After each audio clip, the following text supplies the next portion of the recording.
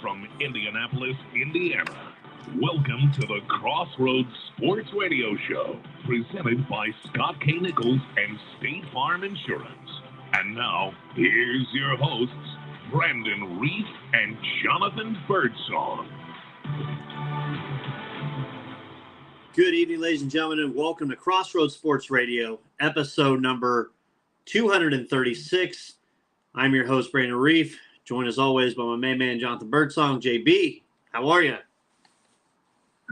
What's going on, Brandon Reef? What's going on, Crossroads listening audience? Brandon, I can tell you, man, I've had better weeks, man. I got sideswiped. What? Last week I got sideswiped. The driver kept on going, man. So I've been kind of dealing with that, man. But it didn't prevent me from watching any, great games that transpired this past weekend, and football, basketball. I kind of was glued in. But like, nah, man, holiday, boo-hoo, man, bah humbug, man. I got sideswiping, like I said, the driver kept on going, man. But hey, man, you know what? Thanksgiving, we came out of Thanksgiving holiday, man. How could you be sad about that? You know what I'm saying? If your family, I'm family oriented, you know what I mean? Everybody knows me, right? And how could you be sad about, going into the Christmas holiday? So, we make the most of it, around here. But like Brandon, yeah, sideswipe. Can you believe it? Oh, damn, during the holidays. And they kept going. That's during the holidays. That's tough. Kept on going. They had stores to get to, apparently. Black Friday deals. I guess, man. But, man, Brandon, give us the official rundown for tonight. Yeah, absolutely. Big show tonight. We got college football talk. We've got championship week, conference championship week. So we've got our picks this evening. We won't have Tanner's tonight, but he'll get them to us this week. Tanner's down at the IU North Carolina game later tonight. So he's down there. Man on the street. Yeah, man on the streets down there. I mean, I guess we could call him and get it on, but I don't know what the inebriation level will be. But we've got college football. We got our talks. We got the Big Ten championship game this weekend. I'll be in attendance for that game. There you go. It was tough to get credentials, John. I tried to do two, and they sent the first wave out, and I didn't get on the list for the first wave, so I thought it was done. And then the other night, Monday night, I got the email. So excited to be there for the Big Ten championship. We'll talk that. News and notes from around the world of college football as well. We've got some NFL news, obviously. Colts, we're going to recap Colts Steelers. I was at the game. Some talk around the league.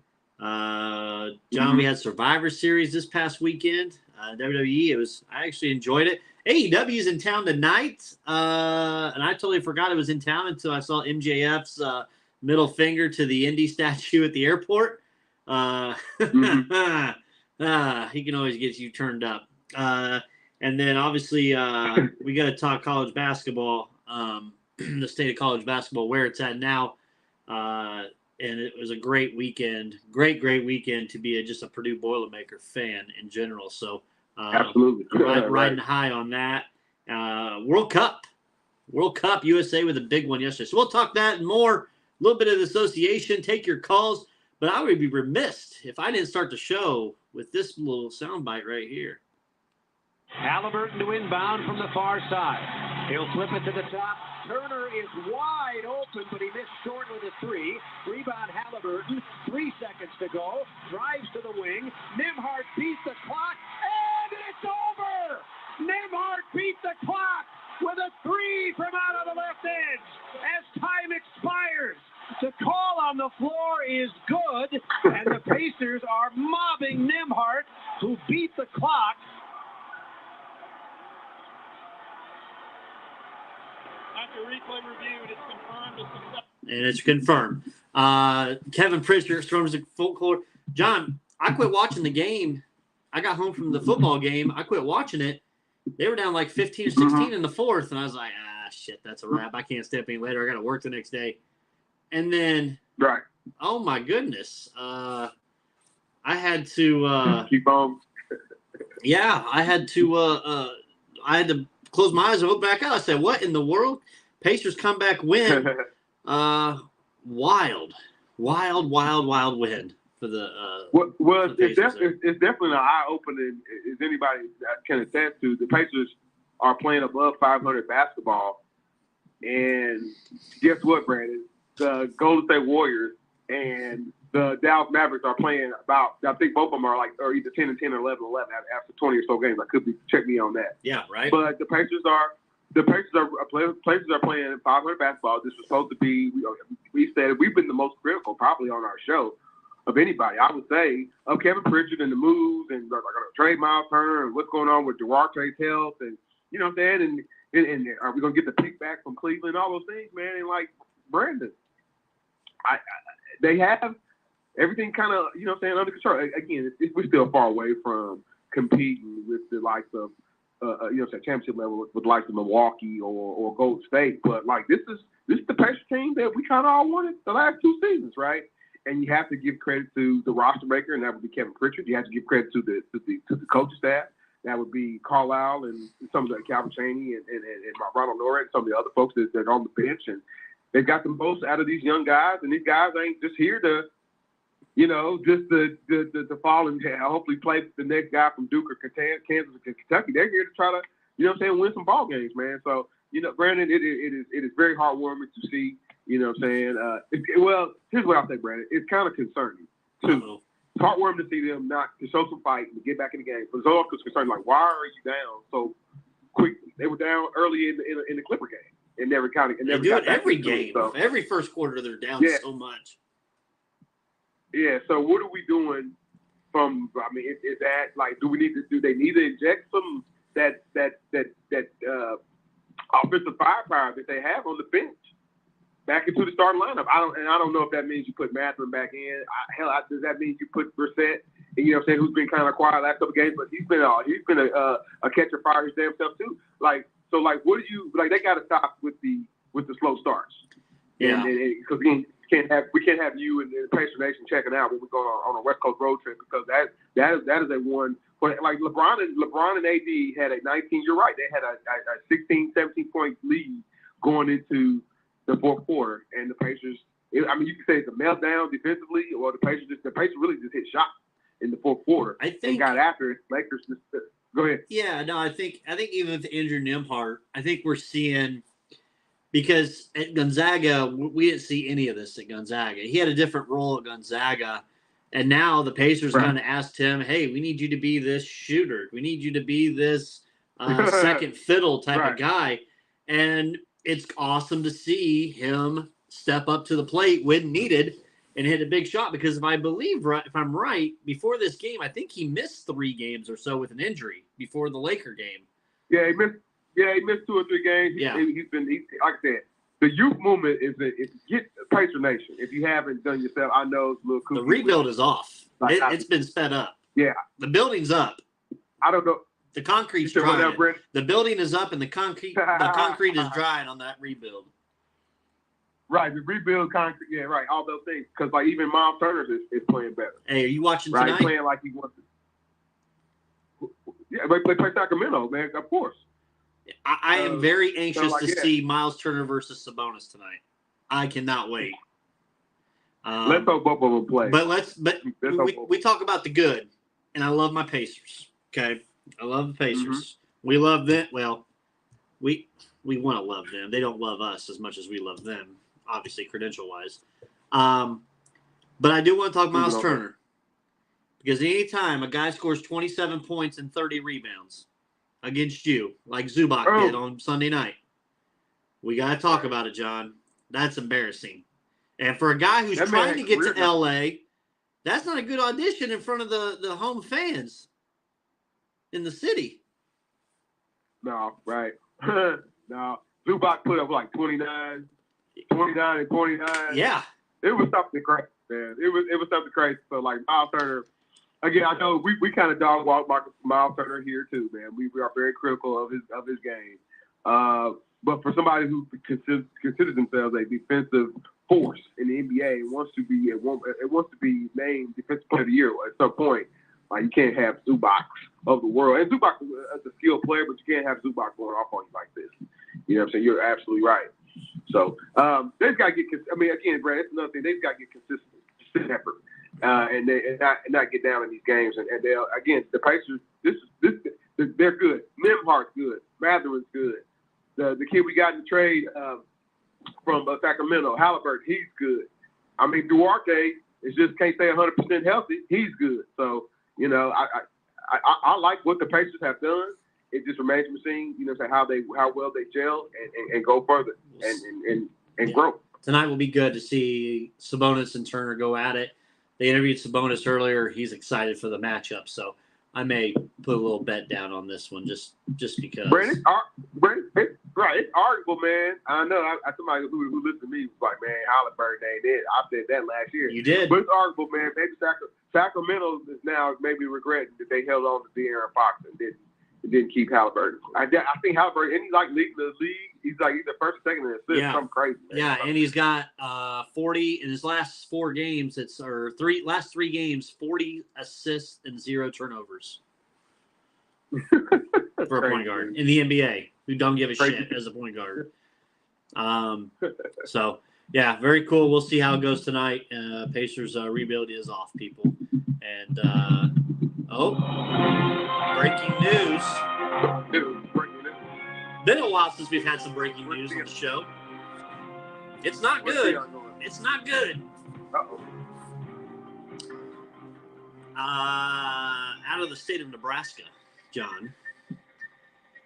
They just recently hired Matt Rule as their head coach at Nebraska, who and pull the tweets back in end of September and October 1st.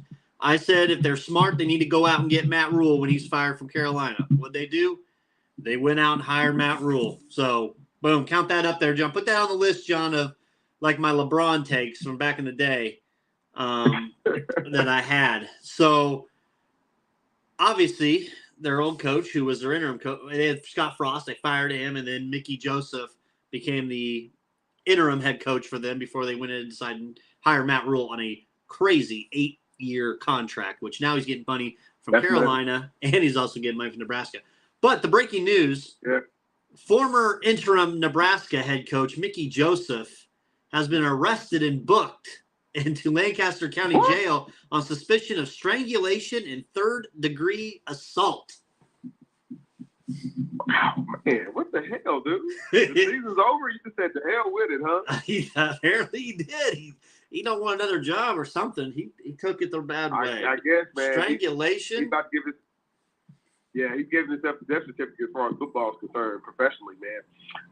Brandon, that's a little bit too TMZ, low-hanging fruit for me right now to properly assess. I'll look at the Matt Rule. So we do know Matt Rule to be, at least on that level, collegiately, to be a football. Let's say he's Stephen Golly. He knows what he's doing when it comes to collegiate football. Connoisseur, He's had great success.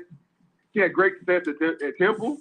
Right, and I know you've had your love-hate with the Temple football fandom, Brandon. Yeah. But he also had a pretty stellar run at Baylor. So if you're telling me, Brandon, that he can bring a different culture to Nebraska, I'm gonna say 100% yes. If you're telling me that he can recruit in Nebraska, I'm gonna tell you 100% that he can, because he's shown that he can do it at, you know what I'm saying, kind of like not necessarily, you know, schools that aren't necessarily known to be meccas for football. Baylor is now, right? We know this probably because a lot of what his time of tenure there, too, right? But Temple, you know what I mean? So Matt Rule in Nebraska, I like it. You know me, Brandon. Until they address to like why they really suck. You know what I'm saying? As far as recruiting and winning that matchup, Matt Rule is basically going to be recouping. And like, how much is the contract for? That number, that's what it'll be. I think they'll have, because again, man, it ain't like the Big Ten has leveled up, right? Matt Rule is over here. Luke Fickell is coming over from Cincinnati. UCLA, that means you know who that is. He's coming over. USC, he's coming over. The Big Ten is hot. It's going further. You know what I'm saying? As we talk about super conference, which gives me a tickle, but as we talk about, you know what I'm saying, these teams, these conferences are getting bigger and bigger, you know, teams are going to be, you know, what I want to say, they're going to be, you know what I'm saying, laying out big money for coaches and expecting, you know what I'm saying, big returns. So I wish Matt Rule was the best. I think he is. You're right. He is most qualified for a collegiate job like Nebraska, but like, man, he's got an uphill battle in front of him. Yeah, absolutely. as you mentioned, Luke Fickell to Wisconsin. I think it's a perfect fit for Wisconsin. It's crazy that they didn't give it to Jim Leonard, who was the interim coach and kind of worked it back up to where it needed to be. But it's a no-brainer for Luke Fickell. He can get in there. It's a power school and a Power 5. I think he kind of, and just looking at him, John, he kind of looks Wisconsin-like. So. Well, he started his whatever succession plan or wherever he wants to go next, because there's rumors that Ballard was thinking about tapping him to come to the NFL at some point. You know what I mean? That he had mentioned that he was fond of him in a different pressure. We all know that he's an Ohio State alumni. You know what I'm saying? So there's rumors and innuendos that he might end up, especially with what he did with Cincinnati. Right. I get it, Brandon. I get it. There can be winning football with Wisconsin. We've seen it. There's as far as the hierarchy of teams that get the talent and the players and all that limelight, Wisconsin is right there. We're gonna say a step down behind Ohio State, step behind Michigan, right? But there's times when Wisconsin teams, they beat a Michigan, but then fall flat and beat Ohio State. Again, I think it's gonna be I think he's definitely the right guy. Both of those guys are the right guys to be the head coaches of those programs. It's just that dude. If Jim Harbaugh ain't leaving, right? And if the Luke Fickell's good guy, good buddy over there, and Ryan Day over at Ohio State, those two guys kind of got their thumbprint on right now on the Big Ten. And Brandon, I don't want to dominate because I want you to talk about a little bit about Purdue football. Purdue football, wouldn't you say they're on the rise? Like a couple bounces to the right or left, they beat Syracuse. Couple bounces to the right or left, they beat, their record's a little bit different. Basically, I'm trying to say their record's a little bit different. And maybe, outside of that, maybe that Penn State game, even that game they were in, like what does their record look like? So everybody's kind of like leveling up, except for maybe IU and Northwestern. Sorry, right? But like everybody's kind of like leveling up in the Big Ten, man. So it's going to make for next 2 years, next 3 years going into it's going to make for a much talked about league and what does that look like? Going further as far as the CFP is concerned. Right. I said it on Saturday morning on Twitter. Jeff Brom and Purdue had to beat IU. They had to, because I said this may be the only shot they get at winning the Big Ten West ever. I mean, you got USC, you got UCLA both coming over.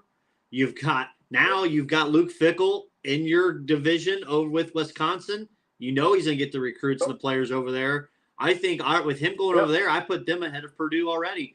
I told you, if they didn't win, you have to fire Jeff Brom. I mean, how many chances do you have to give the guy? 4 or 5 games, he had a chance to wrap up the Big Ten West. And it fell into our lap. Thank God it fell into their lap. But because Iowa lost. Yeah. Iowa lost to Nebraska in Mickey Joseph's final game. Shout out. Apparently got too excited. But my thing is, John, is they're leveling up. I still think Purdue's got work to do. Are they happy with where they're at? Absolutely. I think, and we'll preview it when we go to our picks.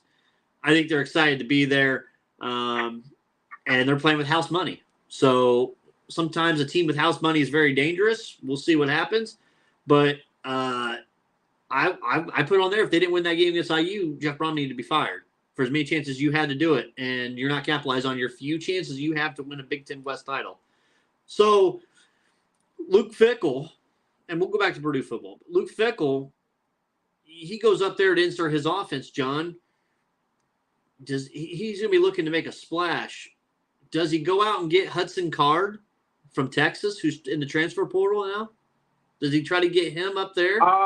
That's right. That's another thing that we got to look into. Like, what is that? There's a lot of guys transferring right now. Yeah. I feel like, I don't know, man. Fickell has used the transfer portal. A lot of those guys, except for the quarterback that he had last year in that Cincinnati team, they were transfers. You know what I'm saying? Yeah. A few key guys were transfers. So who knows, man? There's always some pissed off guy from Michigan that felt like he didn't get the time that he wanted. Maybe he goes to Wisconsin. There's maybe Luke Fickell take some of those guys he's already has in Cincinnati. They feel, and that's the reason why I kind of it's almost, Brandon, I know you loved it. I like it. I don't love the move because it's almost kind of lateral. Cincinnati, Wisconsin. Come on. Well, here's the thing, though, Brandon. Here's why it's not lateral, and I'll give you that. Wisconsin paid more, and they can pay more because it's a bigger school. Cincinnati is basically a mid-major competing in a Power 5, but they don't. The money that they bring in, as far as like student fees and what they get from the state, what they get from the boosters, does not compare with what Wisconsin, has, right? So, Brandon, I hope Luke Fickell, I'm rooting for him because I like him, right? But I know. I think his task is a little bit easier. I mean, I know we had to compare. I think his task is a little bit easier than Matt Rule's, but both of them, like you got your work cut out for you. I've got them winning the Big Ten West next year. Wow. Hold on. The two Pac-10 teams don't come over, do they? No, a couple more years. Okay, so a couple of years. Okay, so all right, I can buy that. I'm with that. Okay. I can go with. What you gonna do with Illinois? Forgot about this. I mean, they'll be in second. They'll play bridesmaid next year probably. Second. I gotta look at their roster. I haven't really looked into it too much. I got. But second or third, I would say. I think Purdue takes. Name Luke Fickell should put people on notes. I think Purdue takes a step back because you're going to lose Charlie Jones. He was your number one wide receiver. You had him for 1 year. So, unless you got some recruits coming in, which I haven't looked at the thing fully yet, shame on me. But yeah, just kind of looking ahead, I got Wisconsin. Based on the roster that they're going to have before this transfer portal, the head coaching experience. If you ask me who do I trust more in a big game, Jeff Brom or Luke Fickell, I'm going to tell you 9 times out of 10, I'm going to take Luke Fickell. Right, because he's been there. Yeah, because he's been there, right. And I've seen the collapse that Purdue's done, so I've lived it. Talking about coaching changes, John, as much as I was right on Matt Rule, I will accept the ones that I'm wrong on. And the one that I thought – for how long I said it was going to happen, it was going to happen, it was working itself into fruition. Lane Train's staying at Ole Miss, and they go out and get Hugh Freeze from Liberty, who before Liberty was at Ole Miss. And then got in the scandals, got in all the hookers and all that stuff going. He misdialed a hooker's number accidentally, but can you accidentally do it 8 times? Is that what he told him? He told him, "Hey, I rewatched the thing today. He told him he accidentally must have butt dialed it, but 8 times. Oh wow, the hooker's number. Damn. So yeah, big damn. It could happen. It could. But so they go out and get him. Lane's staying. Apparently, they didn't offer Lane, which is crazy to me. But it had to mean that Auburn boosters are like, "You're not gonna go out and get this Alabama boy. We don't want Lane." Because I guarantee the AD. The president and all them, they wanted, and probably the fans too, they wanted Lane. It's the boosters, the big money people, the donors that said no. Right. Now, as we're discussing this, Brandon, I'm gonna try to figure out. I don't have any leads or anything Auburn related outside of, at one point they used to be a halfway decent program, football and basketball, right? And it's going, different kind of ways now. Brandon,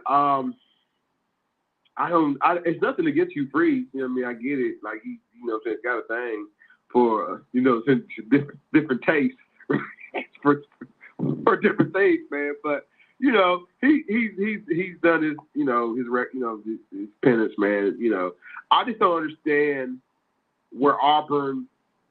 I think people will want a bigger name. You know what I'm saying? I think Hugh Freeze is a big name. I do. I'm not saying Deion. Because I don't think Deion wants any parts of the SEC right now. You know what I'm saying? But I just thought people wanted maybe. There's some NFL guys, coaches out there, right? And they're not Frank Reich, but they could definitely coach at that level. His contract? And then where's our? Yes, I did. I had. Where's our homie Ed Elgeron? You know what I mean? I don't think he's up in South Bend where his sons are at. Yeah, that's right. So, but When your Go ahead, contract, and I'll give it to Auburn for covering their asses because they don't want a mockery of what Ole Miss used to do, but in the contract for Hugh Freeze, it states that Auburn University has full control and access to his Twitter account and his phone. Full access. It's in the contract, John. How wild is that?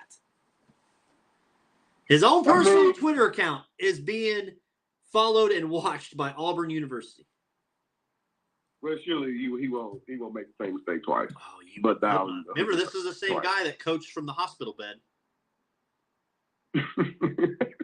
You remember that? Dude, they wheeled a hospital bed up in the press box at Liberty, and he coached from the hospital bed. ESPN kept showing it a couple years ago. Yeah. He needs to write a book, man, because he's football crazy. Yeah. So Lane Train's staying. No new 8-year deal at Ole Miss. I think that's good for them. Will he stay there all 8 years? I don't know, but we'll see. Man, mugshots coming out from Lincoln, Nebraska on Mickey Joseph, 54, Lincoln. Strangulation, 3rd degree domestic assault. He is in jail. 1:54 p.m. this afternoon. So, not too happy. So we've talked the coaching moves. Purdue Boilermakers, we talked to them. I want to talk now. Let me bring up, before we do picks and any of that stuff, and before we talk, I want to talk, and I'd like to talk extensively about this, college football playoff rankings, John. Ohio State, Michigan game was this past weekend, obviously. Great first half, great game, and then Michigan just stepped on their throats. Ohio State, to me, looked timid and nervous. Stroud didn't take very many chances. 4th and 2, and you kind of just, we'll kick it. Michigan, John, I think they had 300 yards of rushing in the second half. They had 0 at halftime.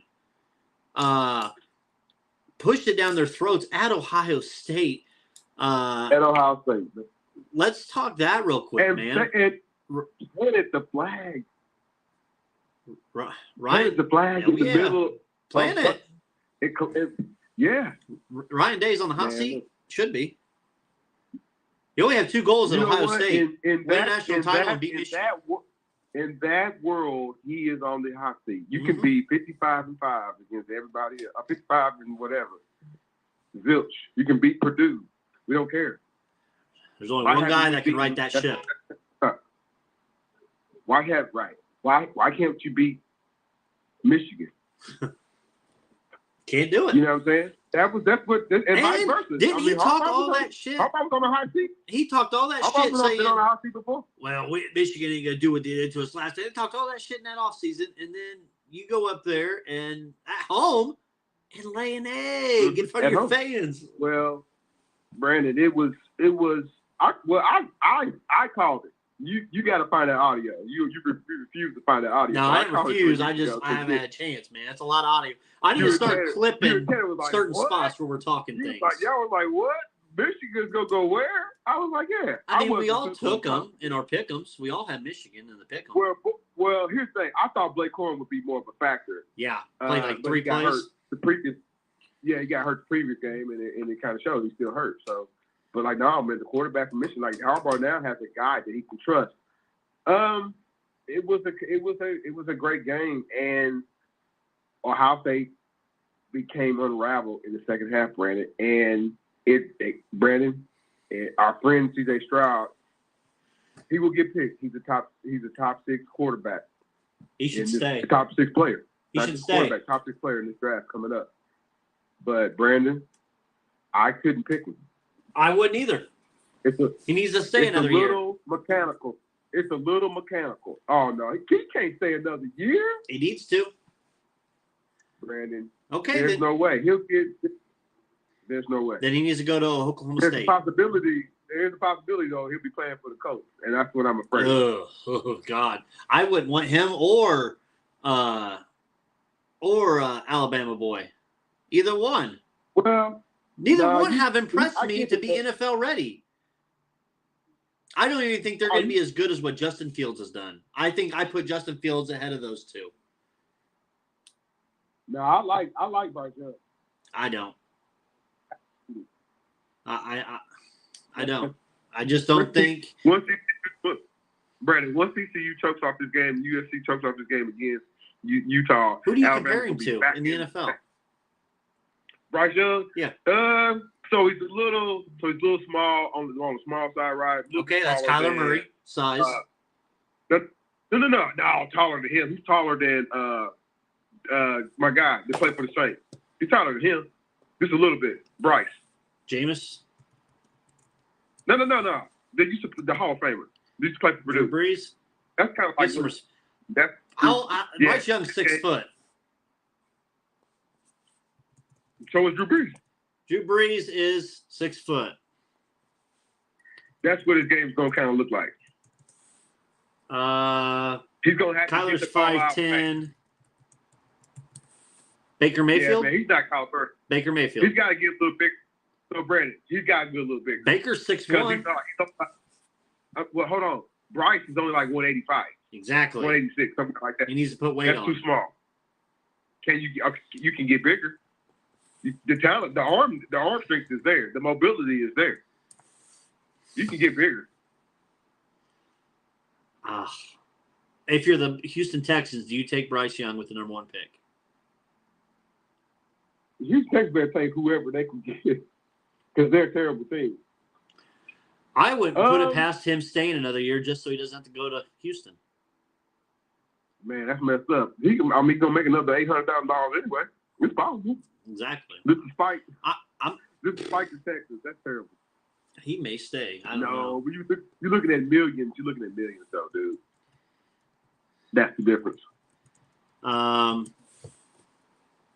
So looking at the standings, we've got Georgia 1, Michigan 2, TCU is 3, and the USC Trojans, John, who you all left them for freaking dead back in the day. And I said I loved USC to get in the college football playoff. I'll find that audio from August. I'll find it. I was all over Lincoln. I'll co-sign it. I wish I would have put a bet on Caleb Williams to win Heisman too before then, because he just sealed it the other night against Notre Dame. My God, a performance! If I can go get somebody, I would go get him. I mean, I don't think he's old enough. I think he's a sophomore. So, but yeah, he can't come Colts, out. you better just suck one more year just so you can get Caleb Williams. Oh, one more year. Okay. Colts can find him a Kenny Pickett out there. I mean, they could. Listen, before we get in the rankings, I mean, this one's gonna get you on a story. I know I'm getting you riled up for a story. So, shoot, John, why don't we just make it a homecoming? Bring old Michael Penix back. Oh my God! What's the deal with the Hoosiers? He got better leaving. Michael Penix, right? The Washington. Neither one of us had Washington in our top. No, I think I did. I'll bring it up on the Facebook page. I got our rankings up right there, right now. And Michael Penix is now going to be probably somebody's quarterback playing Sunday. You got him 9th, I have him 10th. Yeah. But they're officially like 9th in the AP, I think. Yeah. I like USC. I didn't like TCU. I think TCU loses this weekend. I'm just going to go ahead and throw it out there right now. I like Kansas State over them. There you go. And I think as a Big Ten guy, get me both of these teams back in. Give me both Big Ten teams back in the college football playoff this year. If there's any year, this is the year to do it. But you're going to have a hell of a matchup in the first semifinal of Ohio State-Michigan rematch. Who wouldn't watch that? So watch Ohio State lose again? Hey, I'd pay to see it. Alabama would have to. Wouldn't Alabama? I know they don't play. I know they're. You know what I'm saying? They're 6. Well, that's the thing. Ohio State's only lost one game, so they're not. Alabama's not going to jump Ohio State. Alabama to get in, Alabama needs a mixture of these three. For Alabama to get in, they need Michigan to lose, TCU to lose, and USC to lose. They need all three teams to lose. Wow. And that will guarantee them in. Guaranteed. Right. Everything would move up, right? I still think if Michigan loses, they get in. I think they're a lock. Georgia's a lock. TCU has to win one way or another. USC has to win to obviously stay in. If one of these two teams, if TCU slaps off and loses, or USC loses, I got Ohio State back up in there. You have to. But I think that's where the cutoff is. If it's two or more teams that lose, Alabama's got a shot. If it's just one of those three, then it's only the Buckeyes. Okay. But I don't think if Michigan loses, the Big Ten had the best conference this year? Say what? Do you think the Big Ten had a good enough conference to have two teams? I don't. The Big Ten didn't deserve two teams this year. I do. There's a reason, John. There's a reason why. Won one game, man. Go ahead. There's a reason why they didn't put Ohio State and Michigan in opposite divisions. Way back when they did these divisions. There's a reason why they have it as the last game there. Is that based off of other conference championship games losing, they expect both of them to be up high, that they'll just, by process of elimination, bump their way back in. There's a reason. Now, if you want to sit here and talk Alabama, I had fan bases. Who did I tell you I had fan bases coming at me the last couple of days? A couple of them. Tennessee. I had Tennessee coming at me. Tennessee, you deserve it. I understand. There's no Hendon Hooker is out. He's torn the ACL. You got Milton in there as a backup, which is okay. You fucking won against a Vanderbilt team. It's Vanderbilt. Let's calm down. This ain't the Super Bowl. All right. Vanderbilt's nothing. Sorry, they're not. Darius Garland might be the best thing they've ever had besides Jay Cutler come out of Vanderbilt. But and then who? Derek Mason, I think, went there too. Not Derek Mason. Skip Bayless. But I do agree that they should be above Alabama. If we're going to go head-to-head, then we're going to show the whole season matters. Then in these rankings here, Alabama should be 7 and Tennessee should be 6. I'm just throwing it out there. That's the way it should be. Okay. And it's not. Because the way the college football rankings people have put it, they've got Alabama, then Tennessee, which makes zero sense to me. All it shows to me is that how does the eye test look now compared to what have you done this season? So I'll give Tennessee that gripe. I do agree with that. Mm-hmm. But if you compare the two teams right this second, Alabama's the better team out of the two as of right now because of Hendon Hooker. As of right now, right. And that's maybe what they're putting in their rankings here is Hooker is out. But, I mean, the Tennessee fan base believes that Milton's the second coming of God, apparently. Well, no, he can't because he's a Michigan reject. If anybody remember, I remember that quality sport he up in Michigan. Yeah, Jim Harbaugh almost fired. Right. Brandon, I don't know why you hate to go TCU, man. They're gonna win that game against Kansas State. They're not. Okay. If they don't, then the Big 12, people are gonna. Then the narrative is gonna the Big 12 sucked anyway. The Big 12 didn't suck this year. I think the Pac-12. I know the Pac-12 leveled up this year. The Pac-12 was much more interesting. Yeah, you still owe them an apology too. Oregon, Utah, UCLA. I'm sorry. I am sorry. California, they had 2 good games. You know what I'm saying? But I don't know. But the Big 12 was very competitive. TCU, they played their. I get it. They put 60 on Iowa State. Brandon, come on, man. They're gonna beat Kansas State soundly. Not about soundly. I mean. I'm just gonna be kind of intrigued, like how the top 4 kind of shakes out and who plays who. Yeah, I mean, what if you get right now? It could be. I mean, there could be. Listen, John. The last 2 times they played back in October, TCU won 38-28. But let me tell you this: it was 28. It was 28-17 at halftime. Kansas State. Right, I know they came back on them. I watched the game, dude. So that's why I'm taking K-State. They ain't letting it happen They are again. okay, just to be honest, I put the total transparency. They're the weakest link of the top four. Yes. Right. Do you foresee? Let's say they win the game, and the top four makes top four. You got USC, TCU, Michigan, Georgia. They're not gonna put the main event is Michigan, Georgia. Correct. I think it matters on Friday night how bad USC would beat Utah, and they lost to them. Like we talked, we saw this on previously. They played on a Friday night.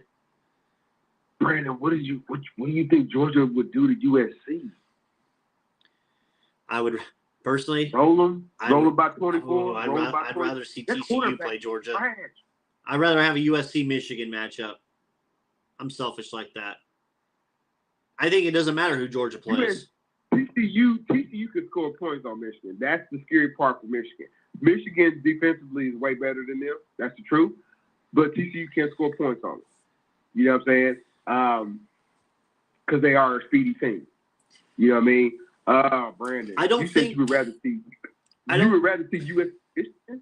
I don't think it's okay. I'd rather see Michigan, USC, and I'd rather see Georgia and TCU. But I'll tell you this: it doesn't matter who USC plays this year. Still, John, if you got that Coke bottle and you start peeling back that label a little bit, what's behind that label? It's got the thumbprint of Oklahoma on it. And what does Oklahoma has done in the past in college football playoff?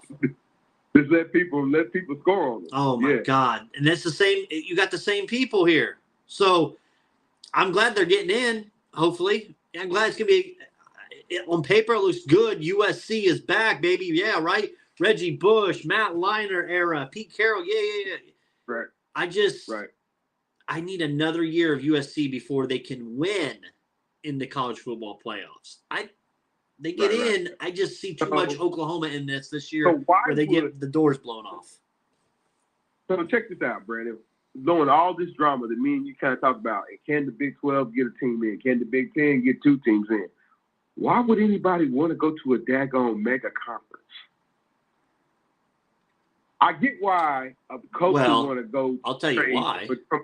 From school to school, I get that. Because it's expanding. Why would I want to go to Because the playoffs expanding as well. We're going to 8 teams or a 12-team playoff. That's why. So now your record of who you play within yours and what you've won means a little more when it's an 8 or a 12-team playoff. So are we automatically? I wonder. I'm just saying. Hopefully, we get on the board of governors or something like that, man. Trustees to kind of think about it. I'm gonna put our credentials in for that. I think automatic champions. I'm telling you, Brandon. I know it's gonna be a great area for this shit too. If you win your league, you should get to the playoffs. If you win the ACC. Now, the ACC they're going to have to clean up the ACC in the next couple of years, man, because Clemson is like, listen, we the ones, they Clemson, now, I'm with you, Brad, you're going to fall out. Why would Clemson stay in the ACC? They making the ACC. Yeah. What the heck is Georgia Tech ever done? And what's Georgia? I mean, North Carolina State is hanging on by a thread in the top 25. Yeah. Notre Dame's got a relationship with the ACC, right? But like all the Boston College, they suck this year. They usually don't suck. This year they suck. Wake Forest got away from them this year. They were supposed to be better. They were at first, and then they kind of got away from it. The ACC, Brandon, it might just get either disbanded and get absorbed into something else. But Clemson, I get it now. Why should Clemson should join the Big Ten? Or Clemson, Miami, like, dude, what's going on? They suck. You had high hopes for them, Brandon. I'm sorry. It looked good on paper. It did. When it first started out. But they're no longer a power. That conference is a name conference only. You know what I mean? I don't know how the hell. Sorry, folks. I don't know how the hell Syracuse beat Purdue. They shouldn't have, but they did. I had a big bet on that game, so I'm glad Syracuse won that one. Right. But like now, man, the ACC. I mean, that's definitely that's definitely another year for them being down. So Like and I know there's gonna be more teams or more schools going here, more. So like they have to look at the economics, man. I still don't think Notre Dame's gonna go join the Big Ten. They will never join a conference. They might have a relationship with a Pac-12 or a Big Ten or whoever. They'll never join a conference because they like their independence. You know what I mean? But I think Clemson, Brandon, I think they're kind of like what are we doing here? They have to. I think it's over for Clemson. We're losing. Oh, you think they're riding the sunshine? They're no longer the school where you think Tubby? You think not Tubby? You think what's his name? You think he messed up when he didn't necessarily embrace? No, NIL? I just think they're gonna hurt because the conference is not where it needs to be, and there's no step up in that conference as you're seeing from SEC and Big Ten, and even the Big 12. With right, they nobody do. said we're going to the ACC. Who said that? Yeah. Nobody. That's more of a basketball conference. Right. Let's be real. John, so right. I put the rankings together as if this was a 12-team playoff this year, based off where the rankings are at now. Obviously, your first four teams, Georgia, Michigan, TCU, and USC, they all get byes. They all get first-round byes as being the top four teams. Your matchups are the 8-9 matchup. The winner of this 8-9 matchup plays Georgia. Your 8-9 matchup is Penn State versus Clemson. That would be nice. I would be nice to see. That'd be nice. In the bottom half of that top bracket, is USC because they're the number 4 team. Because one would play 4 if the brackets went out. USC would play the winner of the 5-12 game. The 5-12, so the last place team into the playoff and the first team that's out of the top 4, it'd be Ohio State and Washington. So you would possibly get a USC-Ohio State second-round matchup, which I think would be great to see. Right, so we have conference champions, right, yes. named, and then the following week, playoff start. Yep. Because conference champions, you just said they're not getting, they got to buy. Because they got to buy because they already had an extra game. Yeah. Right. Yeah. In the very bottom half of the bracket, number 2 seed Michigan would play the winner of the 7-10. 7-10 is Tennessee and Kansas State. And then the 3 seed TCU would play the winner of. Give me 1 second. They play the winner of Alabama and Utah. Alabama would be the 6th seed. So you'd think they'd beat Utah. They beat TCU. It would set them up with a matchup with Michigan. And then they would go from there. So, by the way, I read this today. If Purdue beats Michigan, do you realize the Rose Bowl can say no to Purdue?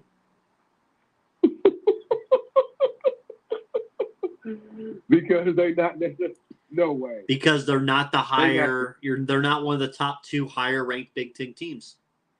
That's not in the college football playoff. How crazy is that? Typically, it's if one's in, the other one's in the college football playoff, so the other one's automatically in the Rose Bowl. Right. But not this way. No. The Purdue, there is a chance the Big Ten to say, no, we're going to take Ohio State. Or, well, Michigan ain't going to leave. Michigan's not getting out of the top 4. But, yeah. There's also, we're right now at the Rose Bowl. Apparently, I love the Rose Bowl more than most people because Twitter was kind of up in arms. The college football playoff, they may snug the Rose Bowl forever. They may say goodbye. Wow. The Rose Bowl has been given a deadline tonight from the college football playoff to be in it for 2024. Or else we're going to keep you out. Here's the crazy thing, John. The Rose Bowl is also considering taking Penn State over Ohio State if the Buckeyes fail to reach the college football playoff. They would take Penn State even over Purdue. How wild is that? Because they know, I guess they figure. I mean, it goes into like who's going to pack them in. So here's the quotes. Yeah. Who's going to draw a rating? The Tournament of Roses officials met with the Big Ten on Wednesday to discuss the possibility. The Rose Bowl to this point has always taken the highest ranked Big Ten team when losing the league champion to the playoff. However, per the Rose Bowl's website, if the next highest ranked team is in a, quote, cluster of teams, meaning there is another team or teams from the same conference ranked within several spots of each other, the Tournament of Roses will select the team from that cluster that will result in the best possible matchup for the Rose Bowl. Unlike Ohio State, which has been to Pasadena twice the last 4 years, Penn State has not been there since 2016.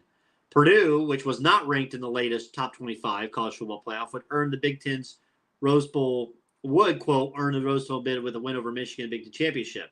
Asked what would be considered as a cluster in the rankings, the chair of the committee said there's no magic number. The teams have to be ranked for several spots of each other. So there's a chance that if Purdue wins, they'll more likely would get the Rose Bowl. But, the Rose Bowl is trying to look for rankings, right? Ratings. And you ain't going to get it with Purdue. I'm sorry, not this year. So we'll see. All right, dude, I'll go. Give us a credential. Get us out there. So yeah, I want that late third quarter, 5 minutes to go when the sun's starting to sit over those mountains, and I'm about 5 bourbons in right now, and I can just look at the sun just with the pink sky. Oh, there's no better setting. I'm gonna change that to my background. It's one of the most greatest sports moments in history is the Rose Bowl third quarter. I always tweet it out and Facebook post it. It's the best wing. Let's go to our picks, John. Let me bring them up here. Last week, John, I went 7-4. I had a great week. You went 6-5. The wheels fell off for Tanner for a second straight week. I've now taken the overall lead, 58-63-3. You're now 52-69-3. Tanner's 56-65-3. That's after 13 weeks. We've got 1 week left with the conference championship games, and then the records will be frozen, and then we will have our own bowl season records with bowl picks. Then we'll do a special show just for those picks. Me, you, and Tanner, we're going to run through all the bowl games and do a pick every single game for the bowls coming up. So looking forward to that. That's just going to be a bowl special show. And we got to have Tanner for an hour and a half or an hour doing that. So that'll be fun. But looking at the games, John, last week, you had the Boilermakers. Me and Tanner had Indiana covering it. Didn't happen. Me and you had Mississippi State. That was a great one to watch. They ended up winning outright. Tulane, I had Tulane. Chirp, chirp with them. Cincinnati, you guys both had Cincinnati. I had Auburn. You had Alabama. Tanner had Auburn as well, covering it. We both lost with North Carolina. That was a rough one. Nebraska, me and you both have, which was great. Trying to see. Oh, y'all gave me shit for Oregon State. And how about them Beavers? Y'all gave me shit. They were down by 20-something in the third quarter. Came back and won over the Ducks. When you play in Corvallis, I'm telling you, Bo Nix or not, you play in Corvallis, the rivalry game, I called it. Oregon State. Put that up there in the Matt Rule status. And then we all three had Michigan to cover. You had them to win. We had them to cover, so we all got the right there. And then me and you had USC covering over Notre Dame, which was easy money, as the kids would say. So, all right, John, now we're going to dive in to our picks for this week. The MAC Championship, Toledo, 2.5-point favorites versus Ohio. John, what do you like? Give me Ohio. Going to take Ohio. I'm going to take Ohio as well. I like them covering in this thing. I think they cover. I think they win it as well. Sorry, I'm trying to fix my things here so I can. Why is it coming up? There we go. My colors were turned up. You got Ohio. I'm going to take Ohio as well. I think Ohio wins the game. I haven't liked what Toledo's done lately. They should have beat Bowling Green the other night or a couple weeks ago, and they lost that one, so I don't like that. Pac-12 championship on Friday night. Utah versus USC. So we'll know what the number 4 team in the country is doing by Friday night. USC is 3-point favorites, John. They lost to them earlier this year. They got avenge that loss, Brandon. I'm going to say USC wins and covers this easily. I think Cam Rising, I think he tries to do one thing too many in this game, and I think USC covers with a late pick 6 or something late in the 4th.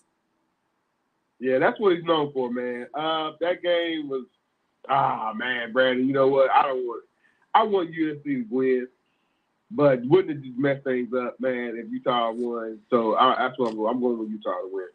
Oh, okay. John's going with Utah. Big 12 championship, number 12 Kansas State versus TCU. TCU 2.5-point favorites. You already know where I'm going on this one. I'm taking Kansas State plus the 2.5. I'm taking the Horned Frogs. Give me the Horned Frogs. Liggly loo. Listen, I think it's time for Kansas State needs to avenge this loss. They gave up some big plays in that game back in October. They had a 21-point lead in the halftime. They get that lead this time. They ain't looking back. So, even though Bill Snyder's sitting up there in the press box watching this game, Kansas State's back. It's good to see them. TCU, we saw them live, 2 years ago? Yep. With Jalen Reagor down out there at Purdue. So, the SEC championship, John, LSU versus Georgia. Georgia, 17.5-point favorites. Does Brian Kelly's squad have it in them to even be within the 17.5, let alone win? For once, we need to figure out what the hell happened against Texas A&M. That was their one shot to get in. One shot to get in. You know what I'm saying? Make a little noise. Brian Kelly, this is, in your audition, you hear, you left Notre Dame. This is greener pastures. You took Herb Edwards, half his team from Arizona State, right? And took some other guys from wherever else, right? Man, I was a little disappointed in the Texas A&M game, Brandon. From LSU, I thought they should have did enough, and they wasn't. They never got it back. They never got it. They never. It's like they just kind of showed up thinking that Texas A&M was going to lay down, and that didn't happen. So, but as far as this game is concerned, man, like I'm glad in no Heisman conversation nobody's is mentioning the Georgia quarterback Stetson Bennett, because Stetson Bennett, though he has their team has an excellent record, man. His systems are horrible, right? So. But no, this is this is what he's done. He's a walk-on. He's the greatest walk-on in the history of college football, right? And you know what I'm saying? They're gonna finish out strong. We know this, man. I don't foresee the LSU beating them anytime, shape, way, or form, or fashion. So Georgia, it should be Georgia in a thumping. Yeah, I'm gonna take Georgia as well in this game. I think they cover the spread easily. LSU.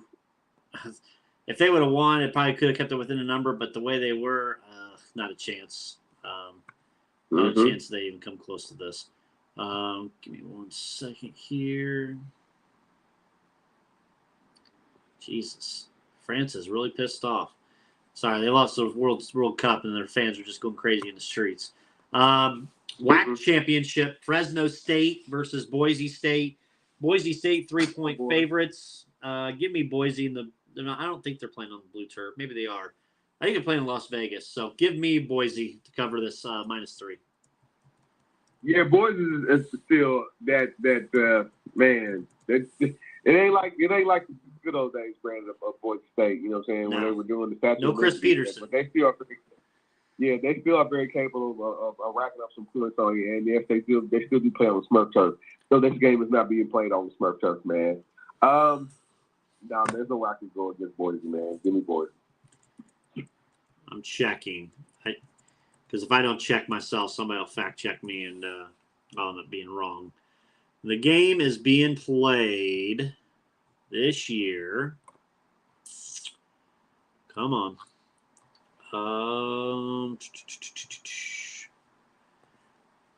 Football 2022 location. Gotta love it doing live on the air. That's all right. We get Riverside, California. Okay. Yeah, So- boys and Silver win. Exactly. I've got them as well. Which, wait, isn't Riverside? Isn't. That's No. North California, right? Yeah, North California. The American Athletic Conference Championship, John, number 20. Well, it was 22 UCF versus Tulane. Tulane, Green Wave, 3.5-point favorites. I took Tulane last week against Cincinnati and loved it. I love them again, minus the 3.5. I would bet on this if it was below 3. 3.5, I'll take it for our picks here, but it's a stay away from me at that high of a odds. Yeah, why not, man? It's a dream season for Tulane, man. They won the big games. They win. You know what I mean? They're potentially playing, not playing for one of the top 4 bowls. We know this, but they're playing for definitely a quality bowl this year, right? But no, man. They beat Cincinnati. Cincinnati had a 32-game winning streak at home, never losing, something crazy like that. Maybe it wasn't 32, maybe 23. Either case, man. Tulane went in and held the business and broke the streak. So this is Tulane's year, the dream season, man. So yeah, to win that the AAC, give me Tulane. Okay. The ACC championship, Clemson minus 7.5 versus North Carolina. John, what are you liking this one? Man, can he keep them? You know what I'm saying, motivated? Can Clemson just because on the other end, man, you know, the rookie quarterback, the freshman quarterback, Day, that plays for North Carolina, man, we're gonna next 2 seasons, we're gonna hear a lot from him. Statistically, man, he's already putting up big numbers. Just right now, North Carolina does not have. They've got a less than Big 12 defense, Brandon. Like it's terrible. It's like it's just like it's not XFL. It's like arena football. That Mac Brown's winning there in USC, but like, nah, man. Give me Clemson, man, to finish their season strong, man. You don't sound confident on that. Because that championship ain't happening. Yeah, that championship ain't happening. I'm going to take Clemson as well.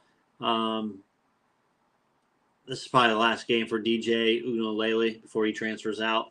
He'll probably end up transferring to South Bend. Watch. Watch. He'll be in South Bend next year. Go ahead and clip that. Clip that audio. 7:32 on Wednesday night. Uh-oh. He'll be a Notre Dame Fighting Irish. So we both got Clemson on that one. Big Ten Championship right here, Lucas Oil Stadium, Indianapolis, Indiana, Saturday night, 8 o'clock. Crossroads Sports will be in attendance in the press box. Purdue versus Michigan. John, Michigan, 16.5-point favorites. What do you like? Big spread. Yeah, that's a big spread, man. I like Michigan. Michigan's a little bit stronger than Purdue, definitely up front.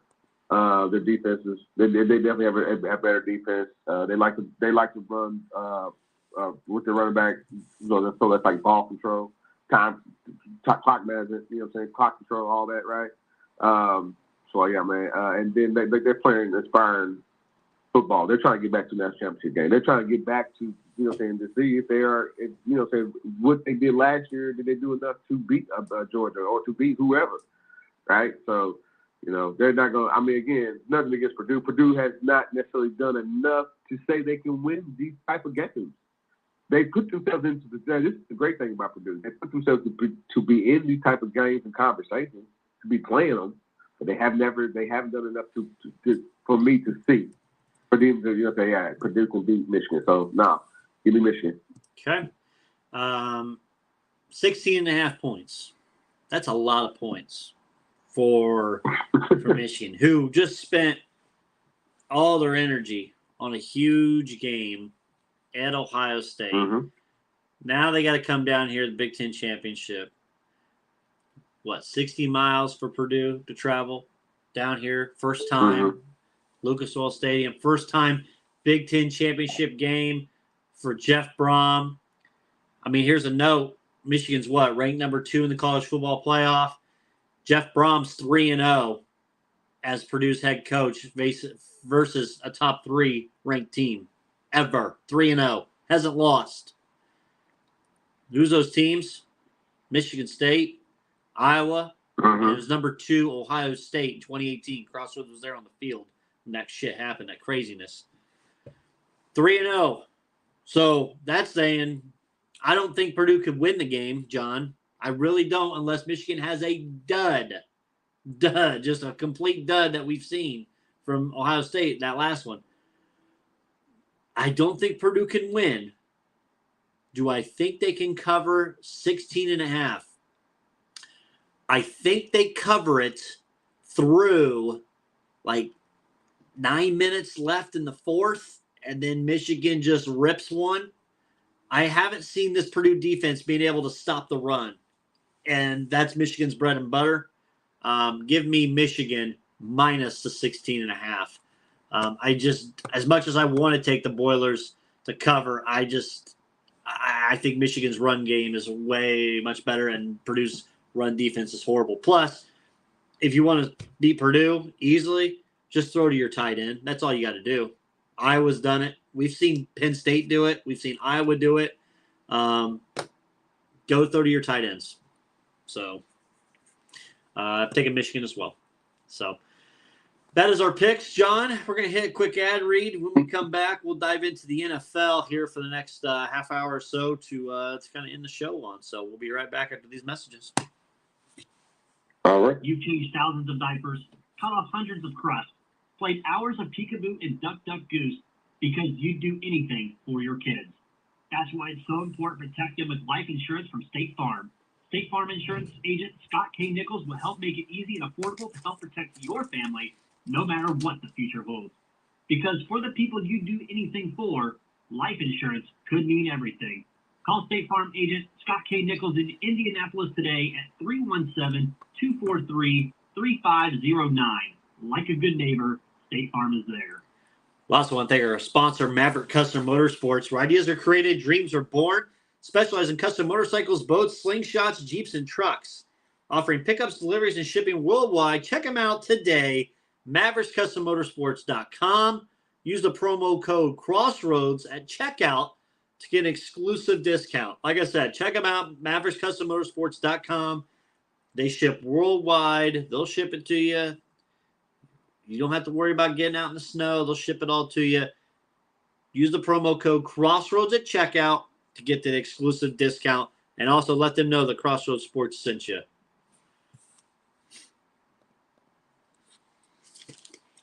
Crossroads Sports would also like to thank Wise Logistics. Their team is dedicated to the successful delivery of your packages. Services, domestic and commercials, available for delivery of your packages 7 days a week, 365 days a year. That's Wise Logistics. Hit them up at 877-744-6212. Wise Logistics. All right, John, we are back. Dive into the NFL, and we're going to go right to the Steelers and Colts game, John. Steelers win 24-17. I was in attendance. I've only had one loss in my career that I went to a game and saw between the Steelers and Colts. But Steelers started off strong, John. Colts had a big kick return in the second half to start to get that game back. Colts offense just in the beginning of the game just looked anemic. It looked dead.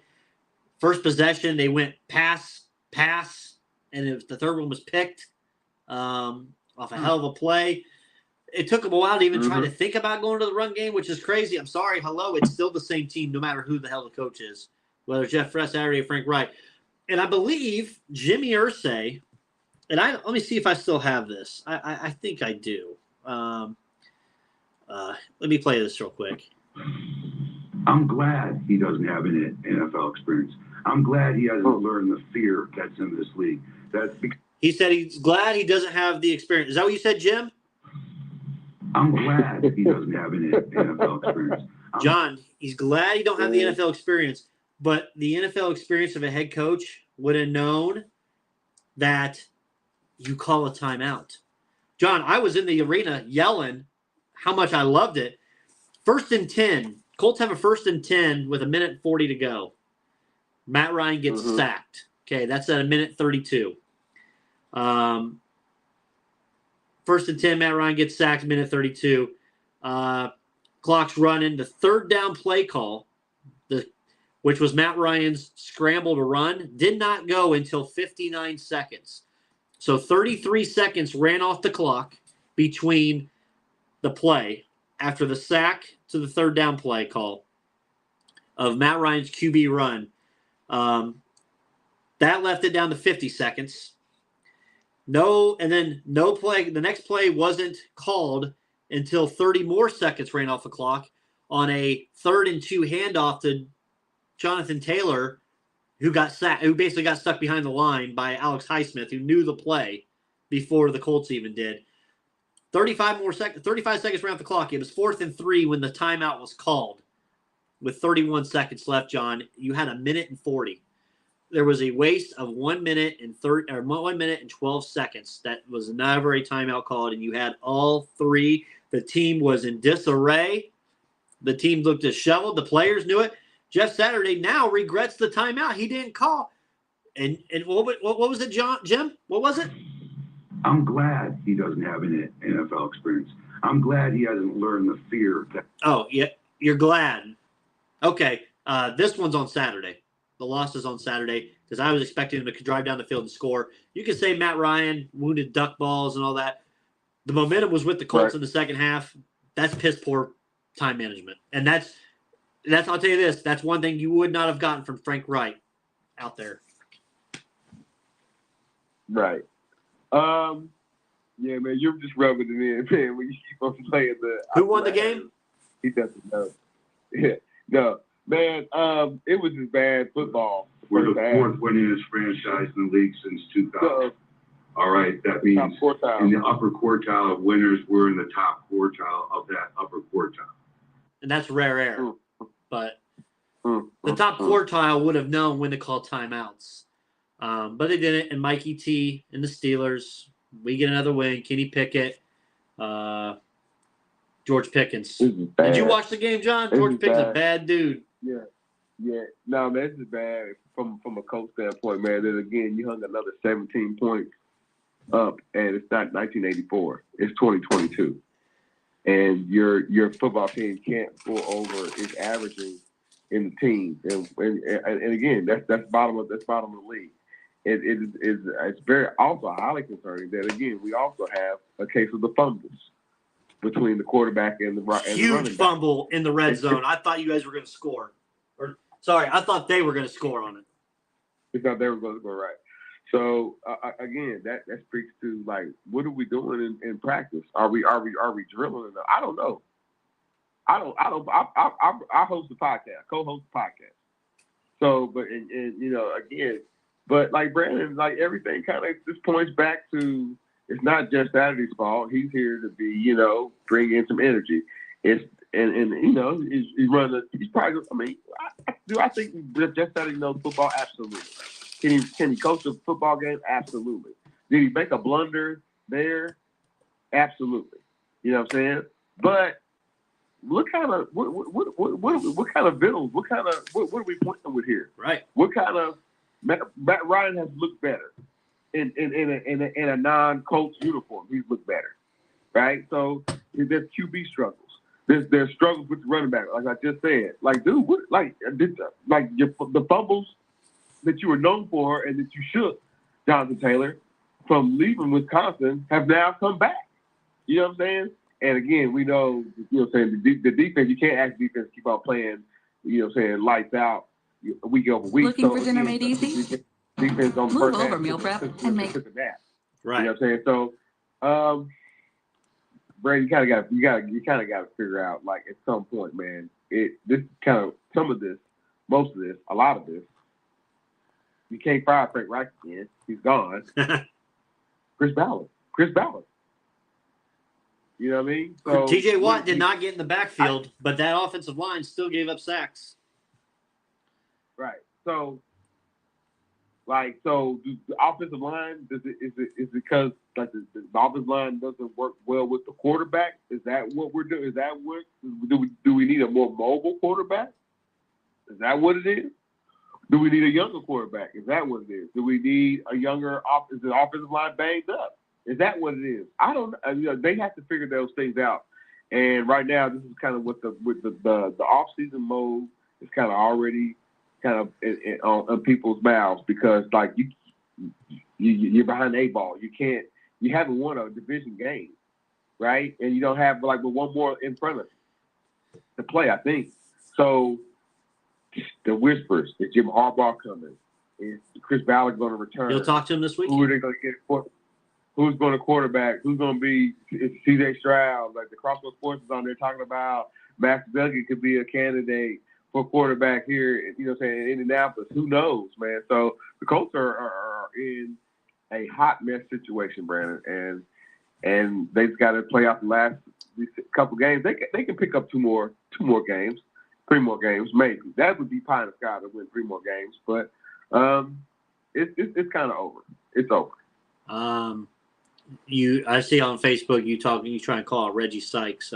That he's turtling. He's turtling. He's cowarding. He's been shut up. He does no room to talk about his Colts, talking trash about my Steelers just as much as Dan Dockich can turtle as well, saying that the Steelers were one of the worst teams in the league. Yeah, we're not great, but, I mean, there's worse teams. And speaking of he flip-flops so much, but Reggie Sykes, all that shit he was talking about the Steelers, you haven't beat us since I was in college back in 2008. And overall, if you want to really pull records, we're 27-6 against you guys. 27-6. You've only won 3 times in my entire life of being alive. In 37 years, you've only won 3 times. So, Reg, go back to the drawing board and know when to speak. We're about your Colts. Franco Harris traded. Franco Harris did it. I'm giving my Reg. By the way, Franco Harris did it. You remember back, and you can put this clip to Reggie or whatnot. I don't care. Back when Jackson State played Southern, and he was like, Southern's gonna win, and Southern Southern, and they got waxed. I don't even think they put points on the board in that game. I think they got. They didn't. But there's the rematches this weekend. Exactly. So they I'm trying to let me find that score real quick because I want to. The fans, people it might need to have know. been like 30. It might have been like 38. It was 35-0. 35-0. And I crawled into the hole with Reggie and said, you know what? I'll take Southern and the points. They were down 22-0 at halftime. They gave up 22 points in the second quarter. They lost 35-0. I texted Reggie the other day. I said, Reg, it's 17.5, Jackson State. He goes, take Southern. I'm taking Southern. Man, he's too Homer. He's Homer Reg again. He's back to Homer Reg.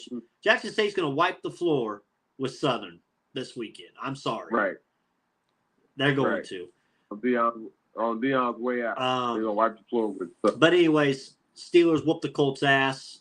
Reggie has to shut up another year. Yep. There's nothing better than that. And I looked at the schedule. We do play here in Indianapolis again next year. So we'll see how it is. Kenny Pickett looks serviceable, John. I'll say that. I don't have much to say about my Steelers because it showed out there. Najee was hurt. Pickens looked good. And TJ was very quiet. It was a very quiet game. TJ was a little banged up. But Pickett looked good. He looked serviceable. The last 3 games, John, the offense hasn't had a turnover the last 3 games. We're 2-1 with that happening. So the good news is we beat the Colts. The bad news is we went from the 5th pick now to the 13th pick in the draft.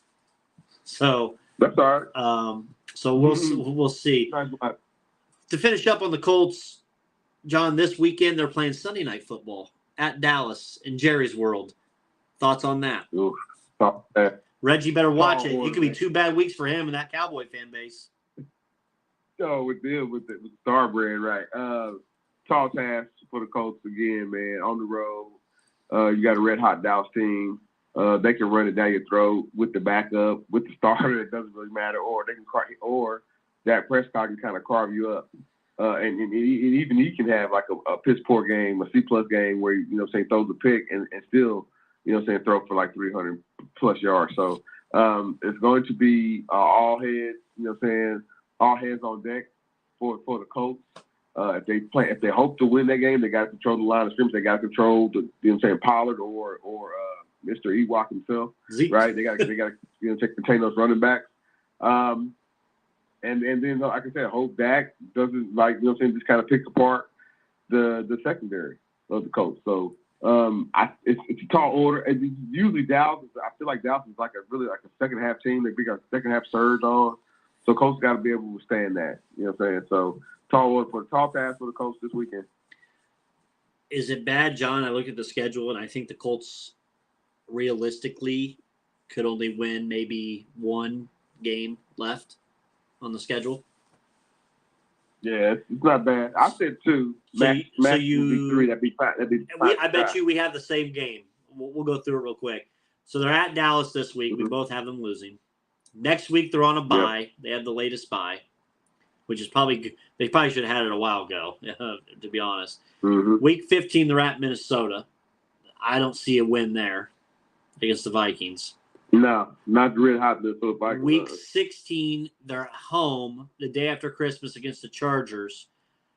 I think the Chargers win that game. I do. I've got the Chargers, but also have the Chargers beating the Colts. Week 17, the Colts are at the Giants. I got the Giants beating them because the Giants are fighting for a playoff spot there. It means more to them. And then week 18 is the Texans in Indy. I think the Class of one game the Colts win.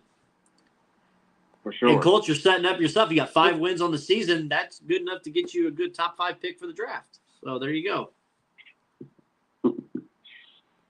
Yeah, change is coming. Looking at scores, John. Bills beat the Lions.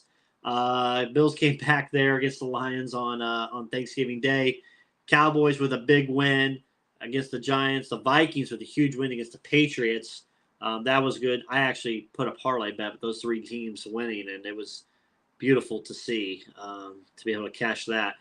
The Browns beat the Bucks, John. That pissed me off because I had that in the bet. That one shocked me, as well as the Jaguars beating the Ravens. I mean, who's the Ravens, John? I feel like we talk about it every week with the Ravens. Yeah, we were talking about it for the summertime, man. You told me don't worry about it, man. But I think we're floating into where Lamar Jackson's going to be a franchise on the franchise tag. Where they've had like two critical back-to-back weeks of meltdown football for the Baltimore Ravens. So I don't know, man. They're not as strong. They're not ascending. I would say, I know you mentioned some names. I'm going to mention this with the Bengals. You know what I'm saying? Since Joe Burrow, you know what I'm saying, he kind of, you know what I'm saying, he's back, you know, from the, it seems like fully back from the little appendix that he had situation. Last 3 games, he's putting up like those numbers, those scary type of numbers, man. So, just like I said, man, I mean, from a betting standpoint, nah, man, I would imagine nobody was happy about that Cleveland game. Cleveland beating Tampa Bay, man. But Tampa Bay is just decimated with the offensive line play, man. So I don't know what. But here's the great thing about that, Brandon. If everything kind of like ended today, they would still host a playoff game, and I think Dallas would have to go to play Tampa Bay. Yes. Standings right now, Tampa Bay is up a half game on Atlanta. Yeah, their biggest thing right now in Tampa Bay is health. And can they get guys to come back? 5-6 leads that conference. Or that division, excuse me. Lose that division. That's crazy. Dolphins get a big win. They continue to roll. They roll over the Texans easily. The Bears are the Bears, packing up shop for the year. We see what we got with Justin Fields. We'll be ready for next year. Jets got a good win. Mike White, John. I don't think they like our boy, your pretty boy there. I think they're over it. I don't think they're like, yeah, I think they're over Zach Wilson. There might be some type of change, right, in the off season, man. Mike White did put up some monster numbers, like over 350 all-purpose yards, something crazy. Did you ever see the movie Draft Day? Also, yeah. And you remember in that movie when they asked him, what was the one thing when you go to draft Bo Callahan? What's the one thing that's the problem with drafting Bo Callahan as number 1 as quarterback? Nobody showed up to his birthday party, right? Because they didn't like the quarterback. It's the same thing with the Jets. You think that's what it is? They don't like him, man. He's a pretty boy. Yeah. His own teammates didn't like him at BYU. That story just came out. I just read that this week. So he's rubbing guys the wrong way. Exactly. Yeah. So, yeah, it's going to be – the Jets are interesting back this year. So, as playoff picture kind of develops, man, you know, the AFC still kind of just probably runs through. I would think Kansas City will win. Are you ready? Yeah. Well, yeah, I agree with that. But Bengals got to win 2016 over the Titans. That was a good one to watch. I think we both owe an apology to the Commanders, John. They're 7-5 with Taylor Heineke. At some point, man, whenever Ron Rivera ever gets a real quarterback, one that's, you know what I'm saying, he might win the Super Bowl. Oh. He knows how to coach defense. He knows how to coach the defense. I mean, he'll even have his main defensive guy in uniform still. And Chase Young. Yeah. Cardinals lose another one. Kyler can get back to playing some Call of Duty. Chiefs continue Chiefs just romp, man. Say what? That's it. They're gonna fire Cliff Kingsbury. They should. They can go. He might be back one of these college coaches. He might come to Indianapolis, or say might hire him. Chiefs get a big win. They're continuing to roll. I have them as the best team. Eagles, huge win over the Packers. Jordan Love didn't look too bad, John. Maybe it's time to. I mean, Roger says he's playing this week, but he got that hurt hand. Maybe it's time to say. Time for Jordan Love there. Yeah. Commit. Yeah, they put up 33 points. Yep. So, but Eagles, I got Eagles, Chiefs, those top two teams in the league, with the rest of my top five. Vikings at 5. Yeah, I think I had Chiefs, Eagles, Bills, Cowboys. Miami. I thought they had Miami. Ooh, maybe I had Miami. Yeah. I don't think I had the Cowboys in. I think that I had the Cowboys. Cowboys were 6. They were behind the Vikings. Mm-hmm. So, yeah. This week's games, looking ahead real quick. Tomorrow night, Bills and Patriots. The spread opened up at 6.5 for the Bills to win.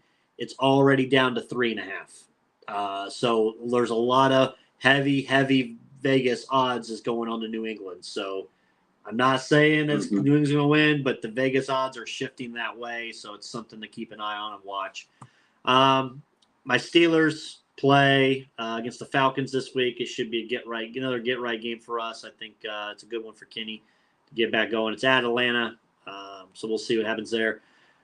Packers at Bears. An injured Aaron Rodgers going in. If Justin Fields plays, John, I think the Bears beat the Pack. I think Peterman plays, man. Yeah, you do you really? It wasn't that bad. It wasn't that bad what we saw in Green Bay, either with Jordan Love. I don't know, man. I was really sitting. Okay. Think about this, like, dude. It's like his health, his long-term health is more important to that franchise than, you know what I'm saying, beating the Bears. So right. A couple good games I'm going to like to watch and see. Jets at the Vikings. 7-4 Jets at 9-2 Vikings. I think Vikings will get it done, but 7-4 versus 9-2. Commanders 7-5 versus the Giants. 7-4 division game there. I'm gonna like that one. That'll kind of help the fight for the NFC East. Titans take on the Eagles. That's huge for the AFC South. So Titans are going to the Eagles, and then Dolphins at Niners. Yes, it's a Super Bowl matchup. Some people have thought. Dolphins 8-3 at the Niners 7-4, and then also Joe Burrow and the Bengals host Patrick Mahomes and the Chiefs in the 4:25 game. Chiefs at Bengals, that'll be a good one. And then your Sunday night football is Colts and Cowboys. So a lot of good games this week coming on. John, I want to talk college basketball before we wrap real quick. Shout out Purdue Boilermakers, John. Double-digit, 20-point smacking of Gonzaga. An 18-point smacking of Duke. The Boilers are up to number 5 in the country. They're taking on Florida State tonight. It's good to be a Boilermaker right now. They've got that squad is playing well. Zach Edey's playing well. The freshmen are stepping up. Lawyer as well as Braden Smith. I put on Twitter, if this Boilermaker team can play as well they do in November, December against big teams as they could, if they could play as well in March as they do in December and January, this would be a great team for a championship. But so far, Painter's got this team in the right direction where most people thought they would be kind of towards the bottom of the middle of the Big Ten this year.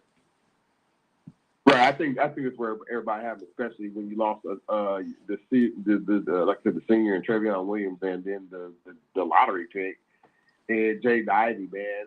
Imagine if you had Jay Ivey this year. Imagine if you even had Eric Hunter, who's now playing for Butler, playing for this team, and where would Purdue? Where would people would automatically peg them into the Final Four, wouldn't they? Right. You know what I'm saying? With those kind of guard play, but like, no, man, those guys are here, and Purdue is, just leveled up, reloaded. You know what I'm saying? Some guys who redshirted now are kind of going to be leaned upon, and some guys who were last year like role players, again, are going to be leaned upon, and they stepped up, man. You gotta like what Purdue is about. They're about winning. Now, those folks over in Bloomington are still chanting that bullcrap, Brandon. Well, they haven't won. They haven't won really. They haven't won anything really. I get it. They're saying won a national championship, right? What Big Ten team has won a national championship in the last 20 years, right? But you know what? Purdue has enough Big Ten championships for anybody to say, for anybody to question them to say that they have that is not. We can say they're a blue blood now. We can say that. Oh. Me and you have been saying it. Right. You got it. I get it. Is Gonzaga a blue blood? They are. They ain't won national championship. You know what I mean? So I look at it like that. Consistently winning programs who automatically float, you know what I'm saying, between Sweet 16 and grade 8 and Final Four or win national championship. That's what the blue blood kind of stands for right now. And that's what Purdue is right now. So you got to be excited for them, but you just got to hope that with the synergy that they have just kind of carries on. It's like I said, it's February and March, and then it's early April, and they'll be right there. They got a 1-point lead right now against a crappy Florida State team. Florida State's 1-7. Purdue's up 26-25 with 3 minutes left in the first half. So that's last year's team, man. Playing teams. Yeah. You know what I'm saying, to the level of competition, man. Now this team has to know that they're better than that and put that team out of its misery. Yep. Hoosiers. Hoosiers ranked number 10 in the country, John. They've got a big one tonight here in about an hour against North Carolina. And Tanner's big North Carolina fan and a Hoosier fan, but his Carolina team's probably good things on all. And Carolina's lost 2 straight. They're almost out of the top 25. When I called, they would be out of the top 25. Yeah, almost. Yeah, kind of spiraling, but they still got talent on their team. I hope IU does not take them lightly. I know their big guy, the star guy, Babcock, I think that's his last name. Shame on me if I messed it up. I think he's a little Baycott. Yeah, I think he's a little a couple little nagging injuries, man. And that kind of happens after the exhaustion they had against Alabama. But like, no, man. If the Hoosiers think that North Carolina is gonna come in and they're gonna lay down, I think they're gonna leave them losing and looking bad, man. I think the Hoosiers gotta win this game, just to keep, you know what I'm saying, that pride talking, like who's the best team in the state. Kind of keep that, you know what I'm saying, going, man. So, big game for them tonight. Big, you know what I'm saying, as the ACC Big Ten Challenge is gonna leave us, unfortunately. But like, man, big game tonight for the Hoosiers. Okay. All right, we got our guy, Reggie Sykes. What's going on, Reg? What's going on, fellas? What's going on? I don't think IU is going to take North Carolina lightly. Coach is not going to let that team take anybody lightly. I like the state of basketball in Indiana right now. IU is playing good. Purdue's playing good. Pacers playing good. So I'm pretty happy with the way the basketball's going right now in the state.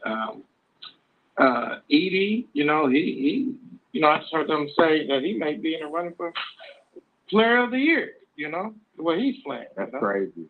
So right, I'm pretty excited. Shout out Brandon Brantley. That's Brandon Brantley work right there. Coach Brantley, Coach Brantley.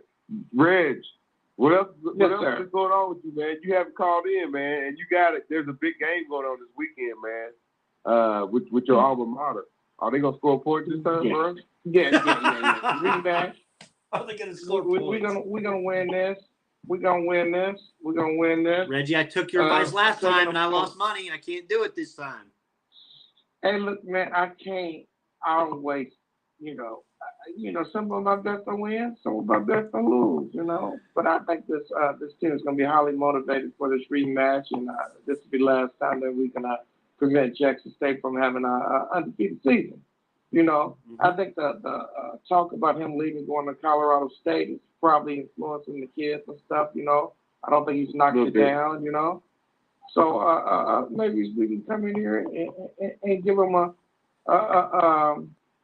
do like Chicago Bears in '85. Give him an L. Okay. I got you. Reg, anything you want to say to me? Something happened Monday night? Yeah, the Pacers looking really good. No. What happened on Monday night? I know the Pacers. We'll talk Pacers in a minute. He balled out in L.A. on Monday night. Yeah, we'll talk Pacers here in a second. Yeah, mine hitting the 3-point shot. Yeah. It was great. Hey, what did Miles Turner do on Sunday night? He gave up, 29 points and 30 rebounds to Zubac? He went on. You win as a team, you lose as a team. You wasn't nobody hitting nothing that night. I don't care about that. You just don't let one player have 30 rebounds. Miles was the only one on it, I really think messed up on that though. He should have go there in a lot earlier to try to deal with that size on him a little bit, Right. I really think he should have did that. But it's gonna be pretty interesting tonight to see Miles playing against Sabonis and everything. That should be a pretty interesting matchup, Yeah, that'd be good. See Halliburton going against Fox, So it should be pretty interesting. Hey, John, you know what else was pretty interesting? It was that Steelers win over the Colts on Monday night. Oh my goodness. Reggie, I was in the stadium yelling because where's the time management with calling timeouts? They wasted we went through it during the show. They wasted 1 minute and 14 seconds with no timeouts. Yes, they did. But I give Saturday pass on that. This is, first head coaching job. And it's just two sorry teams playing. Now one of them going to the playoffs. You want that to be your Super Bowl? It's your Super Bowl. It is what it is. In my green voice.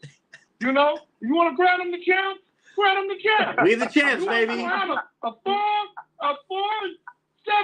the champs. They the champs. You hear that? Wait a minute, you hear that? Are you happy? That's that ass whooping. That's that ass whooping the Steelers put on the Colts every time. 26 or 27-3. Come on, Red, or 5. That's the highlight of your day. They're coming back. The Steelers are coming back. We coming back next year too. We're gonna whoop that ass again next year. I had to get it in, Reg. It's the one time we play. I gotta get it in. But I'm nervous for you. I'm truly listen. Already on. I'm really nervous for you. I'm already on. You're on edge. To basketball. Okay, but you have to be on edge because I was telling Jonathan, I feel really, really bad for you because not only has the Colts had a shitty season, it is what it is. The year can't get over it, but you lose to the Steelers and you got to deal with me and my heckling ass and all that, yada yada. But I told John I'm really worried because I've seen what you put on Facebook, and what you put for the Steelers ain't half as bad as what you've done to these Cowgirls that you're going to go play next week. Are you prepared for the Cowboys trolling to come? You're going to get back-to-back week trolling. There's a lot of people from Indy going to that game. I saw what's his face a whole host of people going. And everybody's wondering why I ain't going. Man, I have no more vacation time. I'm out of vacation time. They don't need me going there. They don't want me in Dallas. Oh, wow. I'm worried for you, Reg. You might have to shut down Facebook for a day. You know what? It's bad enough I got to deal with that dummy of the fake Presbyterian. And now I got to deal with you trolling. Your team is hot trash, and you happy about them being hot trash. That's what we both should move on to basketball, league football on right now. Are you prepared for the Cowboys? I've been told to ask that. I was told to have are you prepared to get trolled by the Cowboys Nation? I was told to ask this. Look. I'm going to make a bet on them Colts. I need to put the line in. I took Purdue at 17 points at over 52. And I took, what was the other game I took? I took a 4-teamer. Southern? I took somebody else. I can't remember who it was. Another long shot to win. Southern. So, no. I took Georgia to win. But I took the money line on them, and I wasn't the over under. I don't remember what it was on that. That was what I took.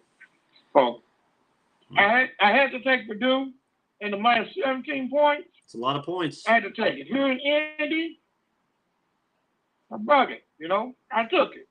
But I only bet $10 on it. I didn't bet the house. Right. Hey, you're smart there. So. Yeah. All right.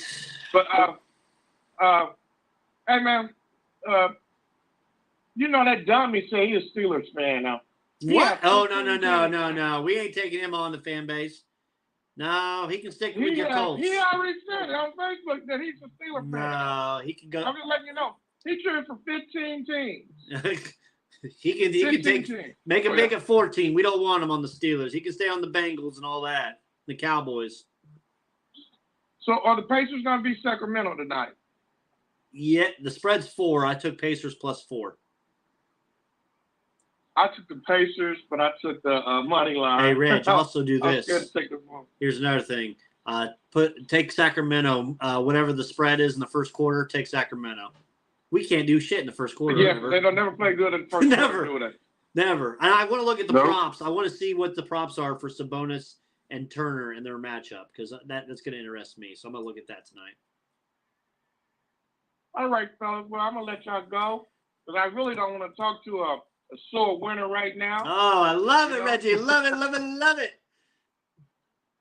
You have a later, good Bob. Hey, have a great one. Good luck this weekend. We'll talk to you later, buddy. All right, y'all have a good one, fellas. All right, that was our guy, Reggie. It felt good to be able to give him shit and not have to hear anything in return. But D-Cot, you ain't no Steeler fan. Stay away. We don't want that bad juju, vegan type of person over on us.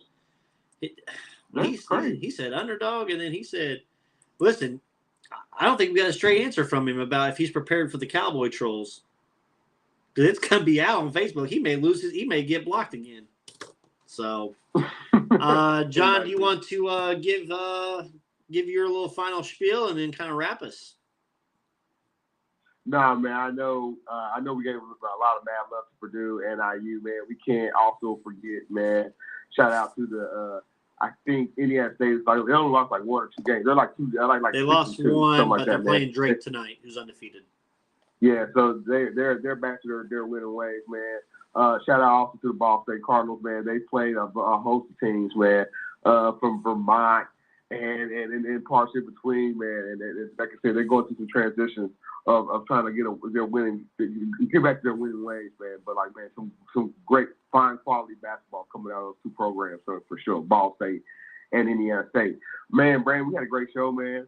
I think we had a lot of interaction on the live today, man. I love that. I'm glad Reggie called in as well, man. I also want to thank our sponsors, Wiseman Logistics, Maverick Custom Motorsport, and Scott K. Nichols State Farm Insurance. How could we do our show without our sponsors? How could we do our show without our fandoms? Our fans listen to the show and the folks who listen to religiously listen to the show on a weekly basis. Shout out to Justin. I see him chiming in on Facebook Live. On Facebook Live, like I said, man, great show tonight, man. We'll be back next week, Big and Bear. Hopefully, your favorite team have a win, and we can say some nice things about them, man. But if not, like I said, me and Brandon will be back here next week. Maybe we'll do a live. Maybe we'll do live at halftime of the Big Ten Championship, John. Since I'll be there, I'll go Facebook Live with you. That's cool, man. That's cool. We'll make it happen, man. So there you go, folks. You got something to look forward to. Outside of that, folks, man, thanks everybody for listening. Thanks for listening to the Crossroads Sports Radio Show.